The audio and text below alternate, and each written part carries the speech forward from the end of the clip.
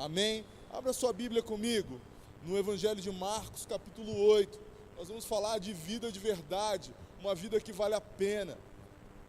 Hoje o tema de oração, nós escrevemos aqui no nosso papelzinho nomes de pessoas as quais nós clamamos por salvação. Eu vi alguns escrevendo papel e querendo mais papel e a cartolina, porque talvez você seja o primeiro da sua família a ser salvo. Mas eu tenho uma palavra para você, você não estará sozinho. Logo Deus vai acrescentar mais um, mais dois, mais três, e daqui a pouco a família toda, no nome de Jesus. E eu escrevi meus nomes lá também, de alguns familiares. Por quê? Porque Deus ama as pessoas. Vida é para ser vivida de verdade, uma vida plena, uma vida que vale a pena. É nesse conceito e desse contexto, é esse tipo de vida que nós vamos conversar hoje. Marcos capítulo 8, de 34 a 38. Diz o seguinte, a palavra de Deus. Então, ele chamou a multidão e os discípulos e disse: se alguém quiser acompanhar-me, negue-se a si mesmo, tome a sua cruz e siga-me. Pois quem quiser salvar a sua vida, a perderá. Mas quem perder a sua vida por minha causa e pelo Evangelho, a salvará. Pois que adianta o homem ganhar o mundo inteiro e perder a sua alma? Ou o que o homem poderia dar em troca da sua alma?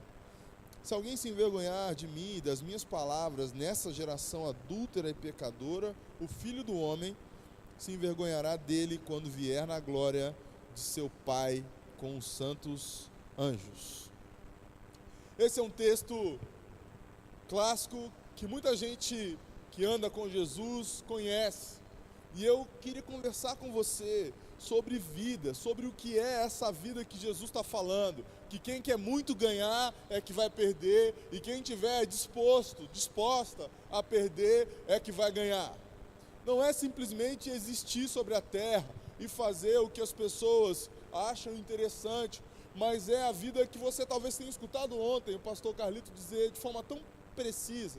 Uma vida plena, uma vida abundante, uma vida completa. Sabe, a salvação, Deus não está te salvando porque Ele tem que cumprir uma agenda qualquer ou por falta do que fazer, não. É porque Ele viu um valor na sua vida.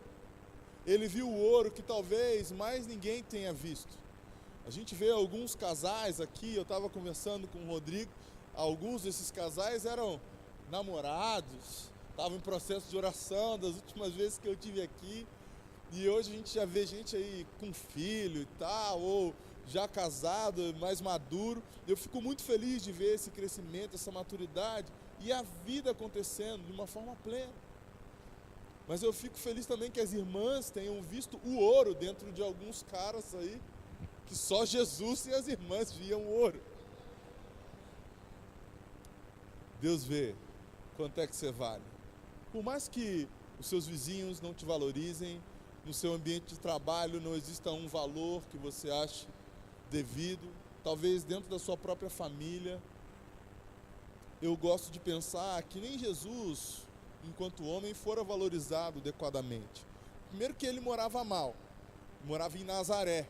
Nazaré era tão ruim, mas tão ruim, que quando disseram que Jesus era de Nazaré, alguém perguntou assim: Nazaré?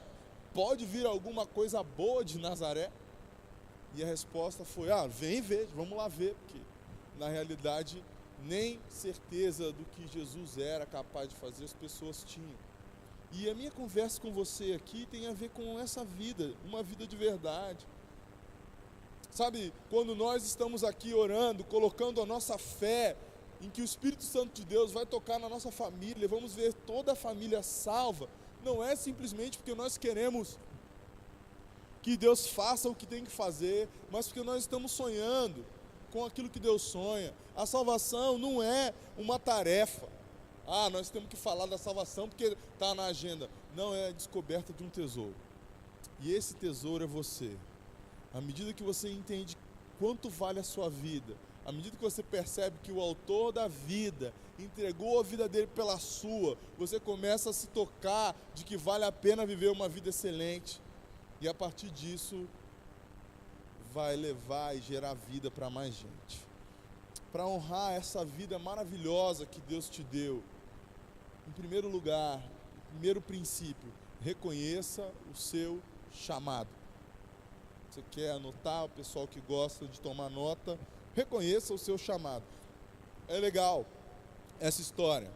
Jesus tem discípulos, tem a multidão. O texto que eu li começa dizendo assim: então ele chamou a multidão e os discípulos e disse. Em qualquer ajuntamento diante de Jesus, a gente tem multidão e tem discípulo. Talvez você hoje aqui ainda não seja um discípulo de Jesus. Mas parabéns, é uma ótima chance de se tornar um deles. Ou um de nós, no caso. E se você já é um discípulo de Jesus, preste atenção no que ele está dizendo.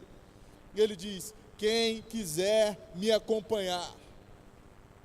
É legal pensar no comecinho dessa história, sabe?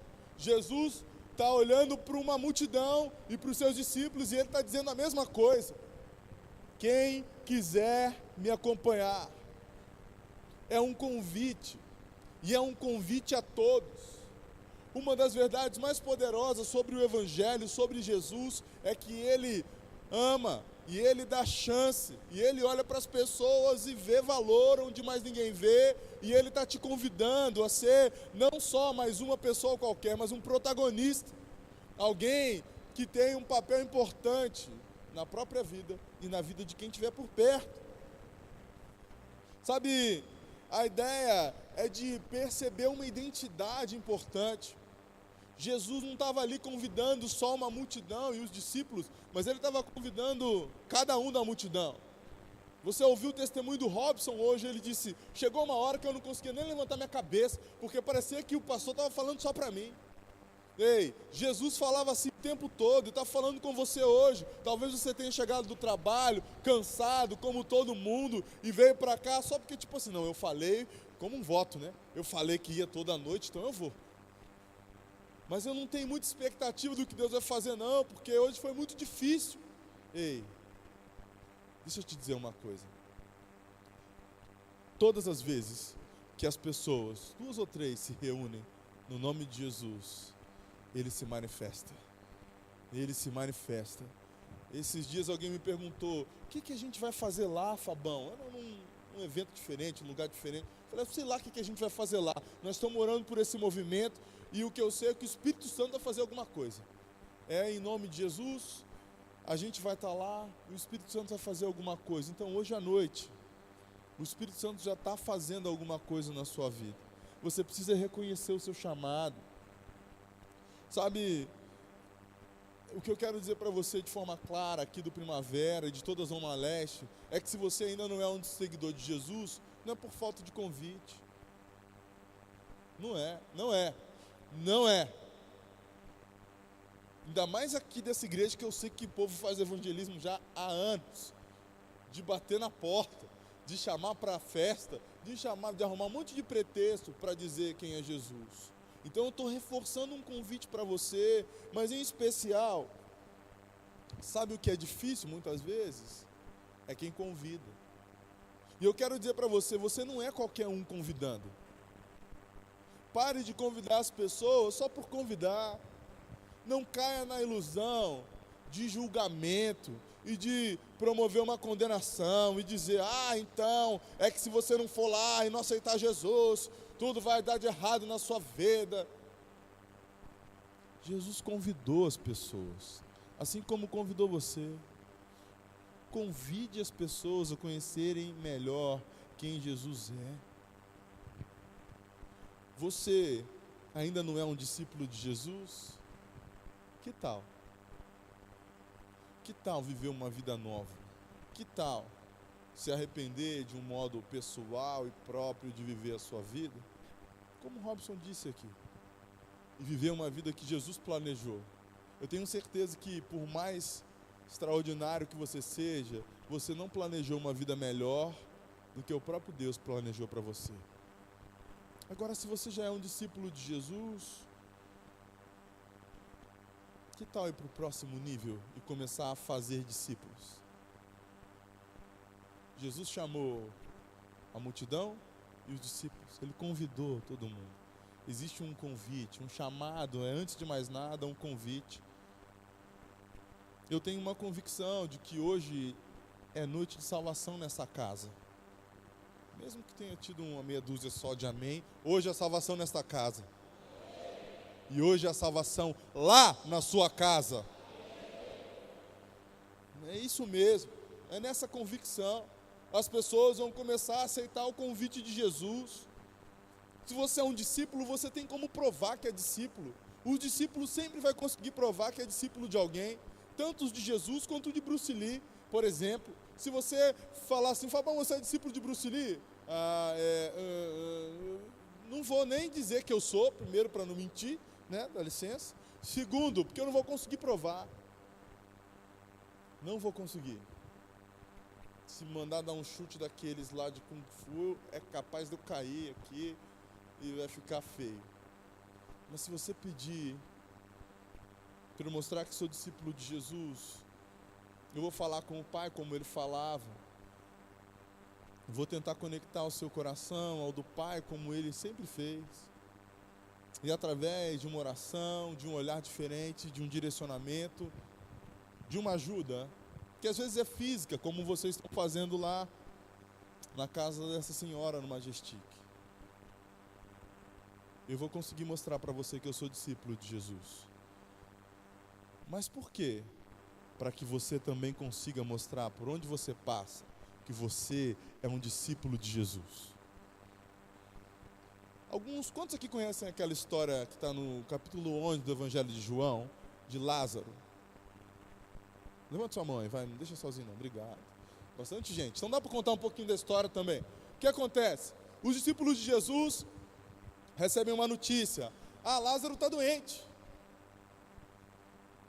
Aí Jesus fala para eles, então Lázaro dorme e tal. Não, se dorme, vai acordar, deixa ele lá. Os discípulos estão falando, não, ele está doente, está muito mal. Se está muito mal, não tem problema, Jesus, vai melhorar. Não, Lázaro vai morrer. Jesus espera um tempinho, alguns dias a mais. O que acontece nessa história é que Jesus diz assim para os discípulos, eu vou lá, mas a gente vai dar uma esperadinha aqui, porque eu preciso que vocês aprendam uma lição. Aí Tomé, que é uma pessoa, de muita fé, já falou, então tá bom, já que nós vamos voltar para aquele lugar onde queriam matar a gente vai com Jesus, a gente morre com ele, não tem problema não. E os discípulos ficam naquela dúvida, mas eles vão. E a agenda que tem lá, você já conhece essa história, eu vou dar um spoiler para você que nunca ouviu, é que Jesus vai ressuscitar o amigo dele, o Lázaro, que morreu. A gente conhece muito bem essa história, quem cresceu na igreja, como eu, quem chegou também, já ouviu falar. E aí o que acontece no caminho é que é interessante.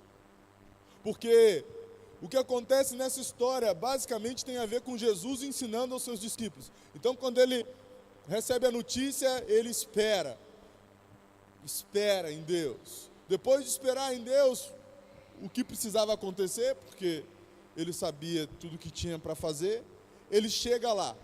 E ao chegar lá, assim como você e eu ouvimos esse bebê chorando, que é um sinal de vida, e vida plena, plenos pulmões, tá bem. Deve ser só fome.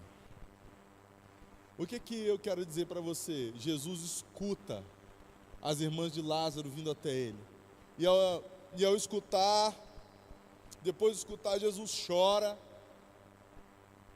João 11:35 diz, Jesus chorou. Jesus era falso? Logo depois ele vai ressuscitar o amigo dele. Não era. Jesus está ensinando uma lição importante para os seus discípulos. Tem momento de esperar, momento de ouvir, momento de chorar. Tudo isso por causa do convite de ser discípulo, de ser como Jesus. E aí chega na parte mais legal aqui de ser discípulo que eu queria desafiar você a viver. Chegam lá e a pedra está lá e o morto está lá dentro, já cheira mal, como diz a irmã dele. E ali os discípulos de Jesus aprendem uma lição nova. Alguns de nós aprendemos sempre que a lição a aprender dessa história era tirar a pedra, porque a parte que é do homem Deus não faz. É verdade. Mas assim, direto Deus fez a minha parte, muitas vezes, sabe? Não que eu não queira fazer, mas Ele sabia que eu não ia conseguir e me ajudou. Talvez você tenha uma experiência como essa. Naquele dia, o principal não era tirar a pedra. A lição dos discípulos de Jesus era fazer o que Jesus tinha que fazer ali. E essa é a lição que existe para você e para mim aqui, na nossa condição de aceitarmos um chamado de sermos discípulos de Jesus, quando estivermos diante da morte. Nosso trabalho não é só tirar a pedra, a nossa missão é declarar decretos de vitória sobre a morte e dizer: Lázaro, vem para fora. Mas eu não sei qual é o sonho que você vai declarar a vida onde havia morte. Eu não sei qual é a casa em que você vai declarar a esperança onde havia desesperança. O que eu sei é que a agenda dos discípulos de Jesus que disseram sim para Jesus não é só tirar a pedra, é principalmente declarar decretos de vitória sobre a morte. Essa é a sua agenda. Essa é a sua agenda. Ah, mas aqui não tem emprego, né? Ah, não tem? Começa a declarar, aqui também não tinha asfalto, aqui também não tinha quadra direito. Você está pisando aqui num fruto de muito tempo de oração. Não tinha saneamento básico, não tinha as coisas aqui. Eu sei, eu vinha aqui seguidamente. Eu não estou aqui para dizer que a prefeitura... Gente, a prefeitura está há quantos anos nessa cidade? Agora, há quantos anos tem gente orando pela transformação desse lugar? Há quantos anos tem mais e mais gente aliançado pelo crescimento desse lugar, desse ambiente? É você. Então essa é a lógica. A sua vida foi salva para que você promova a salvação de toda a Zona Leste, daqui para lá. Para de esperar vir tudo de lá para cá. Talvez você esteja aqui só para ouvir isso hoje. Ah, não, porque as coisas estão chegando, chegou no Novão, daqui a pouco chega aqui. Não, você vai levar vida para toda a Zona Leste, para toda São José.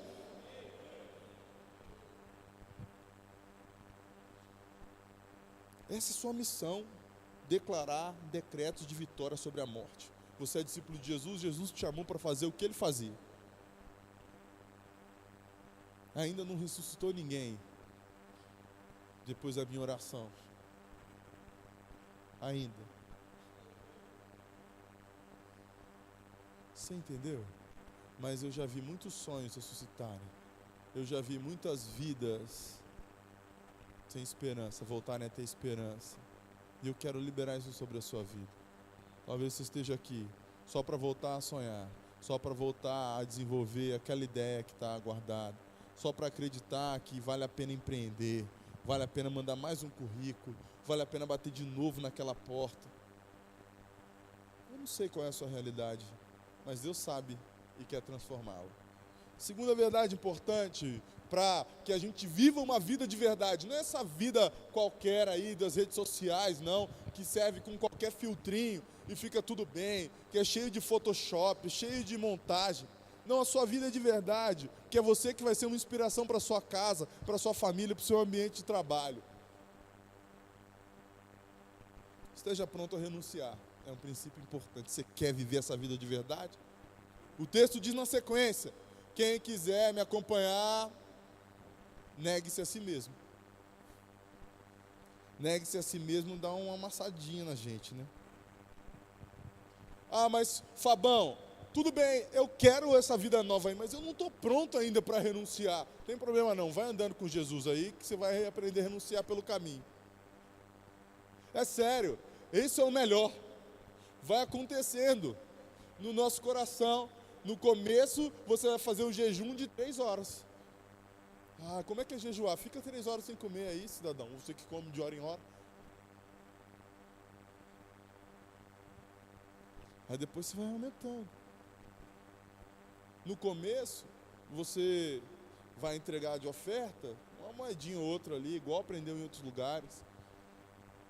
Chega uma hora que a vida abundante invade você.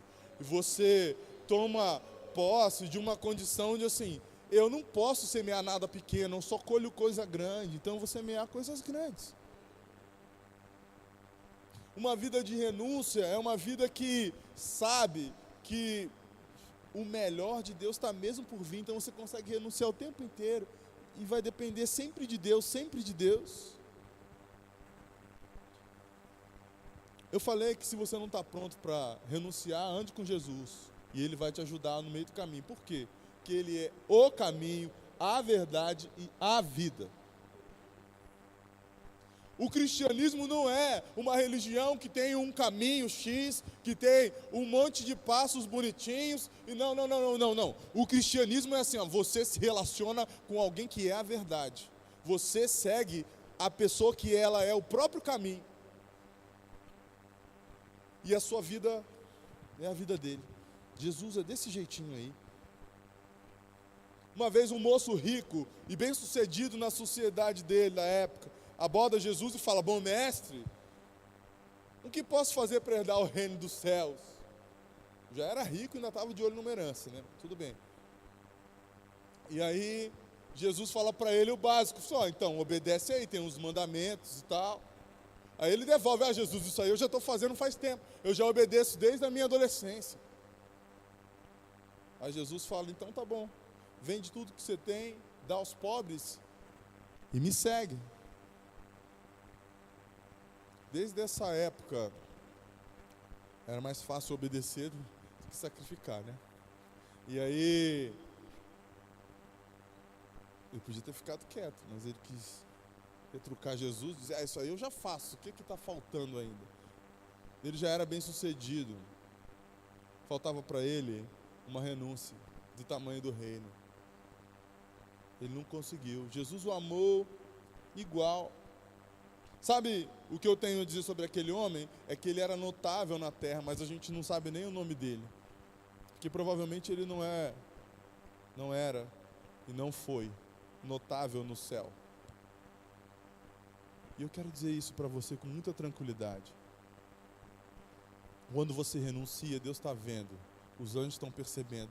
Você é uma pessoa diferenciada mesmo. Jesus é o melhor exemplo. Ele poderia ter ficado lá sendo Deus Todo-Poderoso, mas não, ele decidiu vir aqui pagar a sua conta e a minha conta na cruz, para a gente viver uma vida como a dele. Em Filipenses 2,6 diz que, embora sendo Deus, não considerou que o ser igual a Deus era algo que devia apegar-se. Sabe, aquele moço, ele era apegado ao dinheiro dele. O problema é que ele não tinha nem o que fazer com o dinheiro. O Rodrigo contou um testemunho importante aqui. Chegou uma hora que não tinha nem mais dia para usar a camisa do Corinthians, tanto que ele tinha de camisa. Eu vou dizer algo para você: prosperidade sem destino vira idolatria.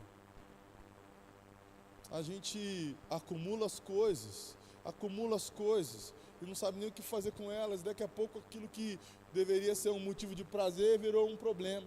Por que ele conseguiu abrir o coração para mim e falar comigo? Porque eu já tive um problema semelhante. Numa temporada eu fui a 34 jogos do Fluminense. Tipo, todos, né? Faltei aula, deixei de vir para São José para ver minha namorada. Tudo para ficar no Rio de Janeiro vendo aquele time abençoado.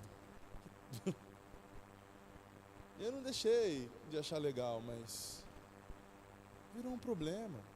Sabe o que eu quero dizer para você? É que talvez você tenha coisas que para as pessoas são pequenas, mas para você se tornou maior do que o próprio Deus. Pensa no povo: saquearam os egípcios, saíram do Egito cheios de ouro, e aí porque eles acharam que Moisés demorou, o que eles fizeram? Um bezerro de ouro. Prosperidade sem destino vira idolatria. Mais uma verdade importante para você que é discípulo de Jesus e que a sua vida de verdade vai valer muito a pena: sujeite suas vontades a Cristo. A sequência do texto diz: tome a sua cruz e siga-me. Ah, agora eu sabia. Agora o Fabão vai dizer que a gente tem que sofrer para andar com Jesus, que tomar a sua cruz é sofrer. Não, filho. Tomar a sua cruz é entender que os seus argumentos acabaram e agora é a vontade de Deus que conta na sua vida. Basicamente é isso. Ah, mas quer dizer que eu não tenho que sofrer muito para andar com Jesus? Não. É mesmo. Lembra Jesus dizendo assim, ó: venham a mim todos os que estão cansados e sobrecarregados, e eu lhes darei descanso para suas almas. É Mateus 11, 28. 29 diz assim, aprendam de mim que sou manso e humilde de coração, e vocês vão encontrar mesmo descanso para a alma. Porque o meu jugo é suave, verso 30, e o meu fardo é leve. Sabe o que Jesus está dizendo nessa história? É que existe compromisso e responsabilidade em andar atrás dele e segui-lo e caminhar com ele. Mas que isso é muito legal, que isso é muito leve, que acontece de forma natural. Você vai se livrando das suas vontadezinhas, das suas tentações, vai sujeitando sua vontade à vontade de Deus. Fisicamente é tranquilo, porque é um esforço do Espírito. É um esforço do Espírito. É preciso renunciar, é preciso sujeitar nossa vontade a Deus, mas depois disso o Espírito Santo que está em nós ajuda a gente a fazer isso direito. Eu tomo a minha cruz e sigo a Jesus, mas a minha cruz ela é de isopor e com rodinha. Entendeu? É sério, porque senão não é suave nem leve de carregar. Tem compromisso? Tem hora, tem tempo de pregar, não vou estourar, Deus é bom.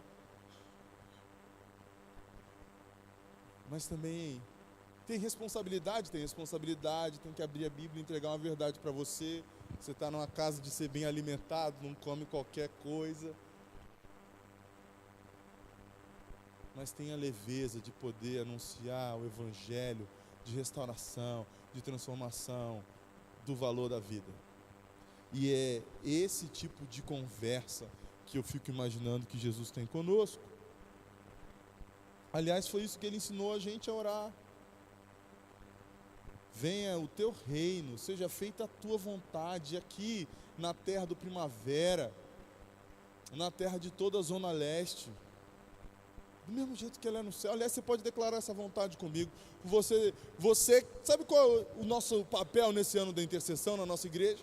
Não é só orar mais também, mas é um ano de descobrir ainda mais precisamente a vontade de Deus e declará-la nesse lugar.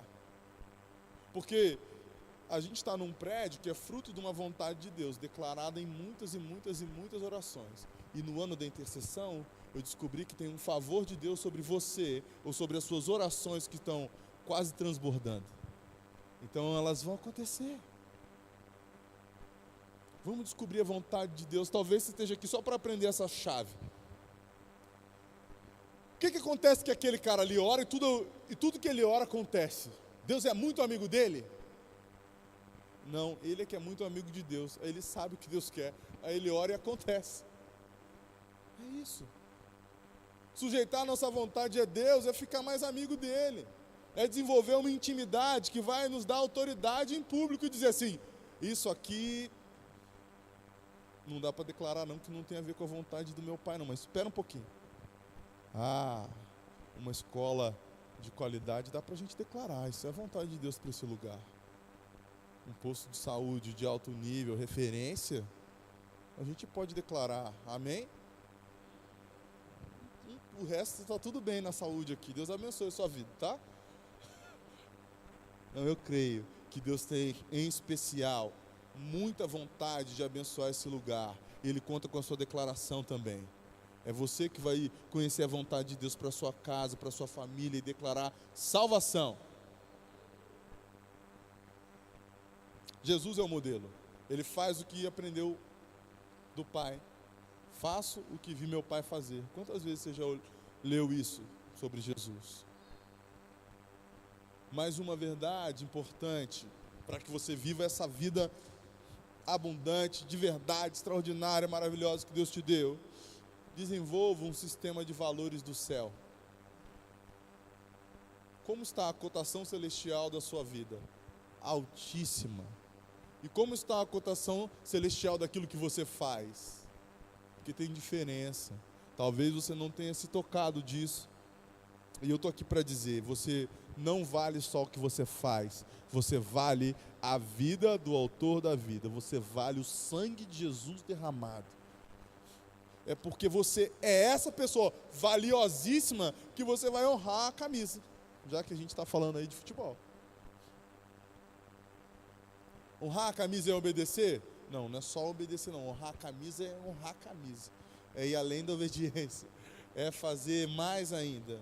O seu sistema de valores precisa ser diferente. Olha aqui para mim um instante. Deixa eu olhar aqui, ó. Nesse exato momento, você tem que imaginar os anjos aqui no palco tirando uma selfie com você. Porque você está aqui, ao invés de estar em casa, ao invés de estar na rua, de estar em qualquer lugar. E nesse exato momento da selfie, papai dá um like. Você acaba de receber um like celestial. Deus está dizendo, ok, eu gostei da sua atitude de estar na minha casa, na minha presença, buscando uma transformação, buscando viver uma vida abundante. É disso que eu estou falando, é essa vida valiosa. O seu sistema de valores é do céu. Direto, você vai ser passado para trás, aparentemente, no ambiente de trabalho, porque você decidiu ser honesto, porque você decidiu ser honesto. Você vai perder o que as pessoas chamam de oportunidade. Deixa eu te dizer um segredo que me libertou do julgamento da religiosidade. Deus está vendo. Talvez quando você era criança, alguém disse isso para você, tentando te acusar e te colocar na parede. Provavelmente com razão, porque você estava ali. No meu caso, eu dava motivo. Deus está vendo, menino, Deus está vendo, menino. Mas chegou uma hora da minha vida que eu vi tanta injustiça, que eu fazia o certo, ninguém reconhecia, que eu lutava muito para fazer, sabe, aquilo que a maioria das pessoas não faz, aquilo que quase ninguém percebe. Aí um dia eu estava nas minhas orações tranquilas, aquelas de quase abrir o pulso, de tanto socar o chão. Senhor, como pode o ímpio prosperar e eu me lascar? Daí eu fui ler o Salmo 74, falei, o Asaf sabia o que eu estava passando. E aí, um dia, o Espírito Santo falou assim para mim, fica tranquilo, Deus está vendo. Eu falei, oi? Essa do céu mesmo? Que Deus está vendo sempre foi para me amassar. Como pode ser para me libertar? Eu estou dizendo isso para você. Tem injustiça sobre a sua vida? Deus está vendo. Tem coisas difíceis acontecendo? Deus está vendo. Você está fazendo o que está certo? Vivendo em santidade, na maior luta no seu namoro? Isso aí, parabéns. Deus está vendo. Deus está vendo, respeitando sua namorada, honrando seu namorado, seu noivo, honrando seus pais, essa igreja, essa casa, agindo de forma honesta, agindo em caráter, fazendo no claro, a mesma coisa que acontece no escuro, direitinho. Deus está vendo, o seu sistema de valores é do céu. Nós vivemos aqui numa terra em que não é mais de corrupção, numa terra em que não é mais de dar jeitinho, de passar os outros para trás. Nós cremos na regularização completa desse bairro, por exemplo. Mas só por Deus mesmo não estamos aqui reunidos em nome dele? Dá licença? Você tem que orar. Mas a minha casa, a sua casa vai ser sua, em nome de Jesus. O seu sistema de valores é do céu. Aquilo que as pessoas passavam a considerar lucro, você acha perda. O apóstolo Paulo fala isso. Filipenses 3,7. Mas o que para mim era lucro, passei a considerar perda por causa de Cristo. Quanto prejuízo bom eu já ganhei na vida. Na vida. Quantas vezes eu fui para ambientes em que mais ninguém queria ir, e Deus me presenteou de forma extraordinária e inédita. Eu lembro que uma vez eu ia numa reunião do trabalho, era uma reunião castigo. Eu era o último estagiário que entrou naquele ambiente, e fui para lá, alguém disse assim, não, você tem que ir para aquela reunião. Tá bom. Aí fui para a reunião. Chegou lá na reunião, só naquele dia,